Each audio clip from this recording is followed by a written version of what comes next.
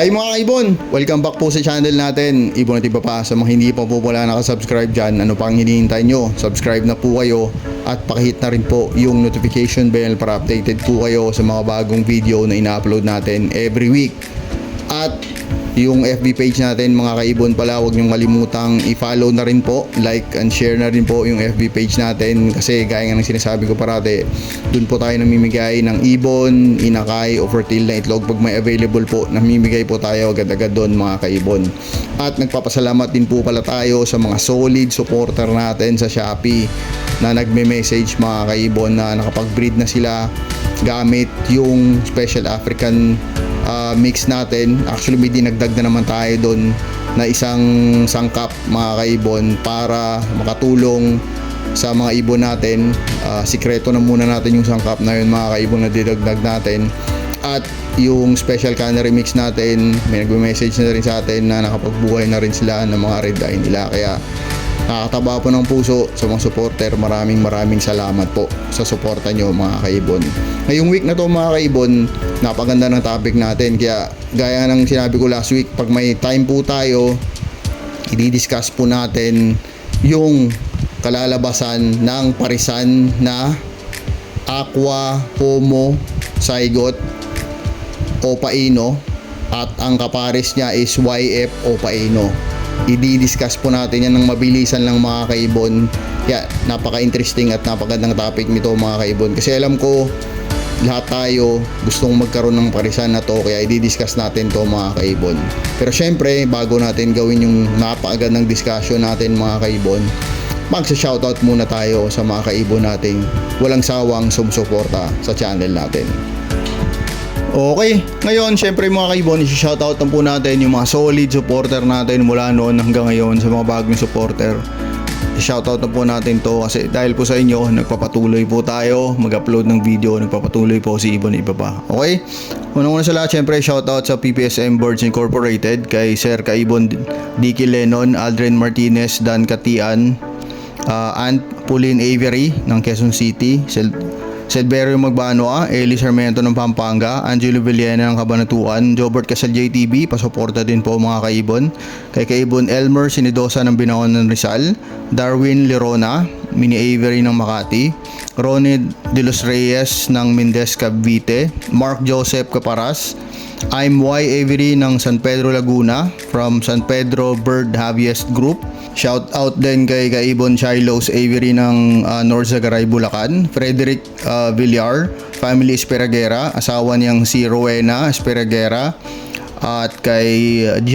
Case Mini Avery ng Bulacan, Mac John Basco, John Ramos, Jose Caparoso, Joey Tamayo Jr. ng Caloocan, kay Kaibon Maynard Per Finan ng Batangas, Perez Avery ng Makati, Frank Aguilar ng Binaon ng Rizal, KJ Mini Avery ng Samar, IMS Junior Avery ng Binaon ng Rizal, kay Jess Fermuli, Tatay at kay Tatay June ng Antipolo. Maraming salamat po sa suporta nyo mga kaibon. Okay, ngayon syempre mga kaibon, i-discuss na po natin yung napakagandang topic natin ngayong week na to, yung ianak ng parisang YF Opaino at ang kapares niya Aqua Homo Zygote Opaino. Kahit alin po doon, kahit magkak yung YF Opaino o kahit maghen ng YF Opaino at kahit magkak yung Aqua Homo Zygote Opaino, kahit saan doon maghen at kak, ito po yung mga kalalabasan niya mga kaibon. Syempre yung first clutch nito mga kaibon is lalabas pa siya ng Lutino Opa Split YF Split Aqua. Given po to if walang kargang blue yung YF Opaino natin mga kaibon. Kasi kung may kargang blue yung YF Opaino natin mga kaibon, syempre mag-iiba na po yung iaanak ng parisang to mga kaibon. Kasi 'di ba, pag yung aqua may kapares na blue o par blue na genetics yung kapares niya, sa sample natin is yung YF Opaino, if may kargang blue o par blue to, syempre yung mag-aanak nito iba na. At pwede siyang maganak ng Aqua, Opa, Ino na split sa yellow face na mga kaibon. Kaya yung parisan na to, napaganda talaga ng parisan na to. Actually, may nakita ako in the future magiging ganito na yung magiging ganito na yung mga ID ng mga ibon na to mga kaibon, yung hindi lang YF o Paino, kasi magkakaroon na talaga ng Lutino, Yellow Face, Opaline. May ganun na ID in the future mga kaibon, at Crimino, Yellow Face, Opaline. Kasi nga ngayon may mga nakita, actually may nakita na tayo na Crimino, YF, Opaline. Kaya medyo nagdadalawang isip tayo i-project, kasi papakita natin sa picture mga kaibon. Yan po siya, at hindi po atin yung picture na yan. Credit to the owner po ng picture na yan. Yan po siya mga kaibon, kung makikita nyo medyo mapusyaw na po siya yung Crimino, Yellow Face, Opaline. At yung kinakaiba lang daw nito is yung tuka, kasing tuka daw pagka nag-mature na puputi, medyo puputi. Kaya parang nagdadalawang isip tayo na subukan to, kasi medyo hindi pasok sa panlasa natin. Pero syempre gagawa pa rin tayo ng mga onting project na siguro ito mga kaibon, para makita lang personal. Baka kasi sa personal maganda, at minsan kasi sa picture hindi natin ma-appreciate, pero pag sa personal pala sobrang ganda. Kaya gagawa pa rin tayo nito ng ganitong project mga kaibon. Yan po, kung makikita nyo, yan po ay magiging tsura ng yellow face na Crimino, Opaline. At syempre yung Lutino na yellow face, Opaline, iba rin yung itsura nun, kasi sa green series yun, ito sa blue series na siya. Kaya napaganda ng mga project nito balang araw mga kaibon. Sobrang gaganda na ng mga project. Okay? Kung napapansin nyo mga kaibon, yung unang parisan o unang clutch nitong parisan na to is Lutino, Opa, split yellow face, split aqua. Ibig sabihin green series lang po siya mga kaibon. Unang clutch pa lang green series ilalabas nito, kaya Lutino siya mga kaibon. Okay? At pag nagpares na tayo ng Lutino, Opa, split YF, split aqua, ibig sabihin back to back na to mga kaibon. Back to back Lutino, Opa, split YF, split aqua. Ito na yung magiging anak niya mga kaibon. Napaka grabe na yung ID ng mga anak nito. Nakakagulat yung ID. Okay, pwede siyang maglabas mga kaibon ng aqua, yellow face, Opa, Ino. Ano kaya itsura nito? Grabe. Aqua na yellow face pa, tapos Opa, tapos Ino pa. Grabe, ano kaya yung itsura nitong ibon na to? Pwede ding, or yung anak niya is YF, Aqua, Opa, Ino. Parehas lang po yun, pinag-iba lang natin yung simula. Kung mapapansin nyo, Aqua, YF, yung isa is YF, Aqua. Pero parehas lang po yan ng ID mga kaibon. Ano kaya itsura ng ibon na to? grabe na itsura siguro ng ibon ito. Pinaghalong yellow face sa aqua. Okay, o maglalabas kaya ng ganyan o hindi kaya? Kaya kailangan nating masubukan to mga kaibon. Kailangan nating ma-test breed talaga to para makasigurado tayo. At para makita talaga kung ano yung kagandahan nito mga kaibon. Okay? Ang susunod nito mga kaibon, magiging anak ng back-to-back Lutino, Opa, split YF, split aqua natin is pwede siya maglabas ng Lutino, Opa, yellow face, possible split aqua.